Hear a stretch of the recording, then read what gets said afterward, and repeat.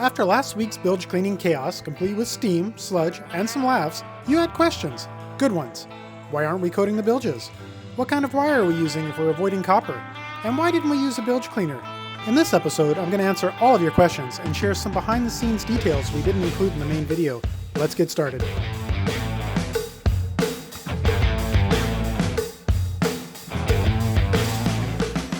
Hey everybody, welcome to this week's question and answer. Those are some pretty nasty bilges, and not gonna lie, that is something that I hope I never have to do again. As a commenter put there, that was a lot of Detroit poop in the engine room. It's super good to get that done.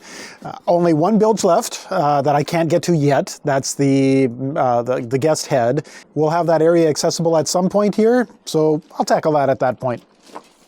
Let's dive right in. First question from Mike Gatherall 3774. Okay, why no shop vac to suck bilges before you start pulling stuff out? Well, the main reason is in the initial part of that video when I'm pulling stuff out of the bilge, a lot of that was in the bilge was diesel. So I didn't really want to be sucking that up. And quite honestly, I hate sucking up nasty bilge stuff into my shop vac. It gets the shop vac all nasty and it just sucks. So I know that's what they're for, but I hate using it for that. Another few comments that we had, and they were all fairly similar, but this one was from One Detroit Rider. Why not just epoxy coat the bilge? It will offer some corrosion protection and make everything look nice and pretty. Plus, if it's white, it will lighten up the area so you can see any drips or stains. Great idea. And if the boat was new and we had nice fresh metal down there, I probably would do something like that. The problem is the bilge is pretty, well, old in this boat. I mean, this boat was built in 1969, and there's corrosion in the bilge, there's pits in places, there's staining, and to get paint to stick well enough to last would be very challenging. And I would say that at the very least, we would have had to have blasted that entire bilge with either soda blasting or dry ice or some sort of media, and that just wasn't in the cards. That's an expensive, dirty, get stuff everywhere kind of project, and we just weren't into that at this point.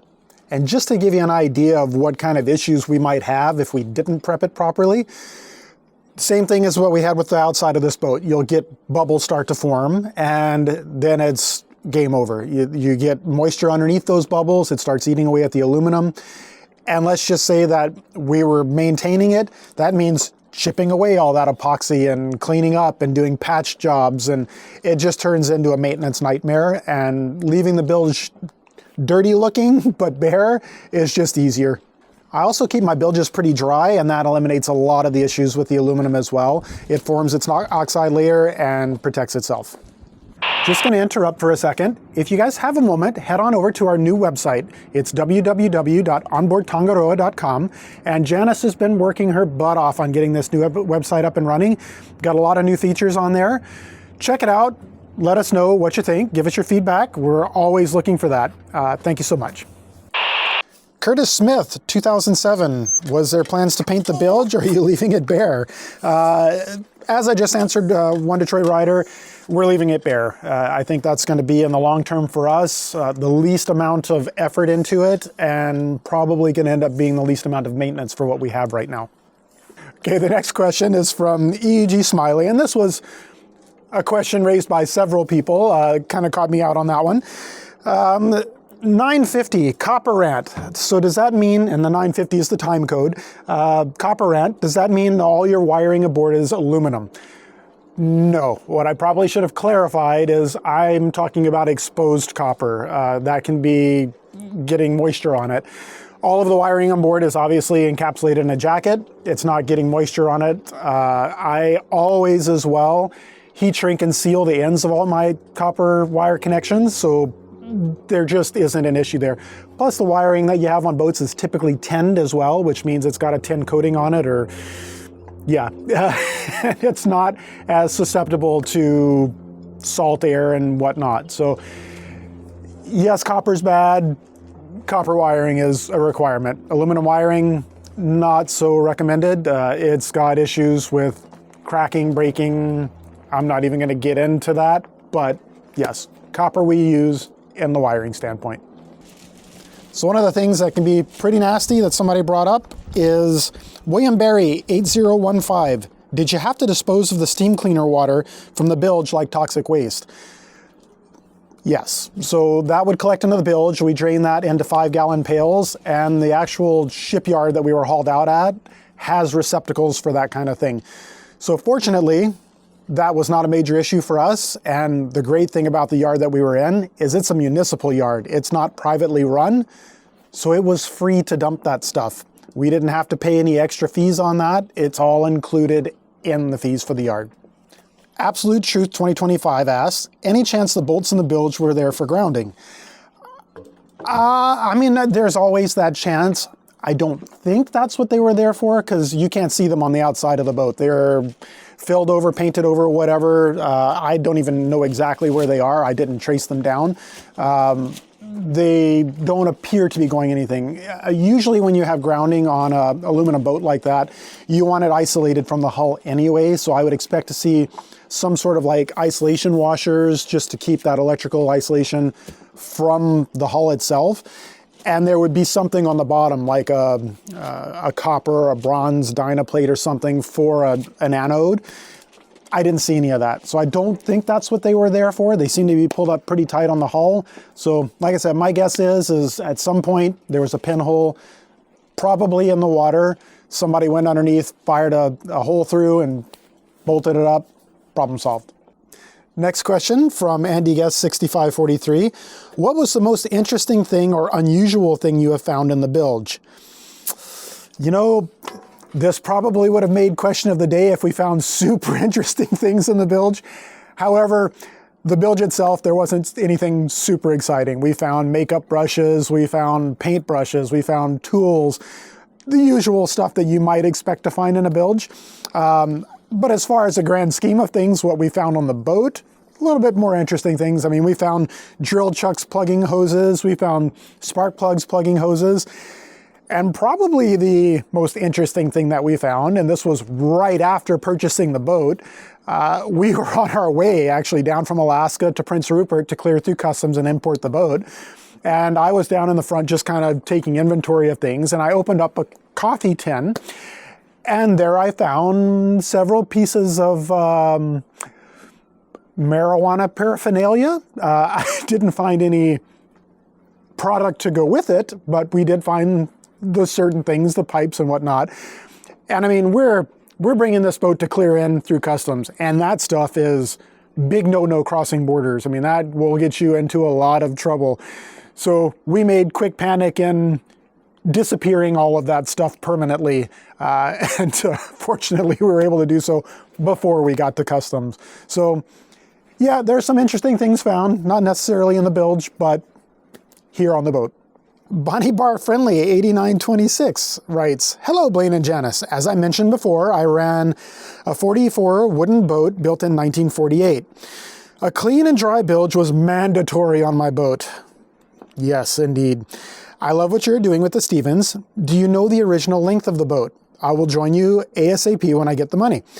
The original length of the boat was 65 feet. So basically where I'm sitting here, you can see the edge of the original boat here. This was the transom, and everything back here has been added. So 65 feet was the length, and all this back here is tankage. So we love it. There's another 1,400 gallons of diesel back here and another 700 gallons of water back in that corner. So it's a much welcome addition.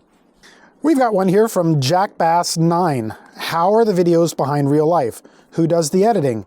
Different subject. Why did you not use some type of cleaner with the pressure washer? Hot water pressure, yes. What a great machine. So, first question, how are the videos behind real life? Or how, I'm assuming maybe you meant how far are the videos behind real life? I'm not 100% sure there. Uh-oh. Maggie sees a seal. Okay, enough. No. No. Come on.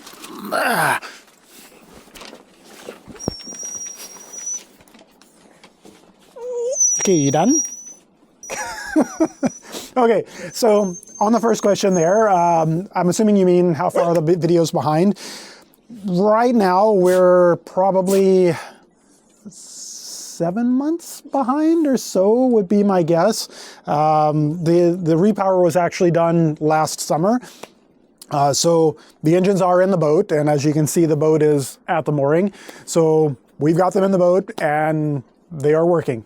The next question would be, who does the editing? Janice does the editing, my wife. She does everything and she works feverishly hard on it. One of the hardest working people I know. Excellent job for her. Kudos.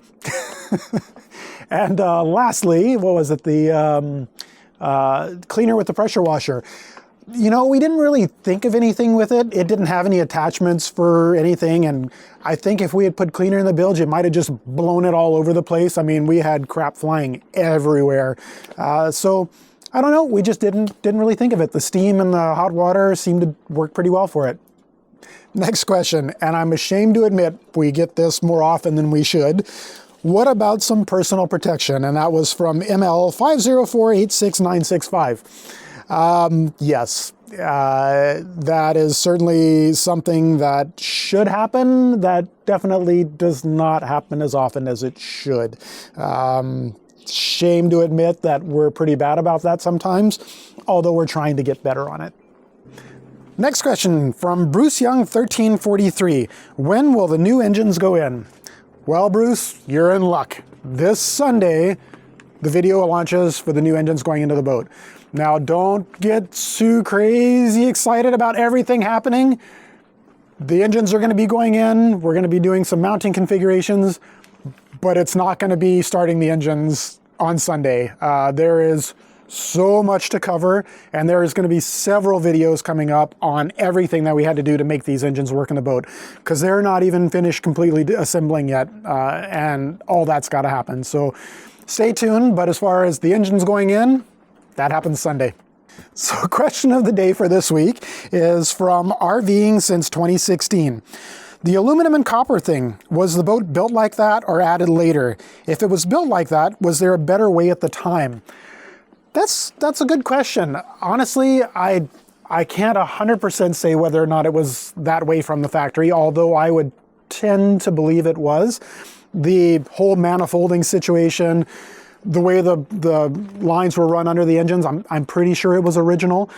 And I think the main reason why it was done that way is simply because the yard that built this boat, this was their second boat out of aluminum, as far as we know. And I just don't think they had the historical data to show what happens with that kind of thing. There were certainly hoses available at the time that they could have used, I'm sure, and I believe that's one of the ABYC requirements or recommendations, is that fuel lines should be either copper or some sort of approved hose. So I'm sure they could have done it with hose, but they were a shipbuilder. They've been using copper for years. They probably just went with what they knew, and they just didn't know the issues that it would cause in the future. So thank you for that question, and there you go. Hope you guys enjoyed the question and answer, and we'll see you guys again on Sunday. If you missed the chaos that sparked all these questions, go watch We Destroyed Our Engine Room, Now What? That's where it all began.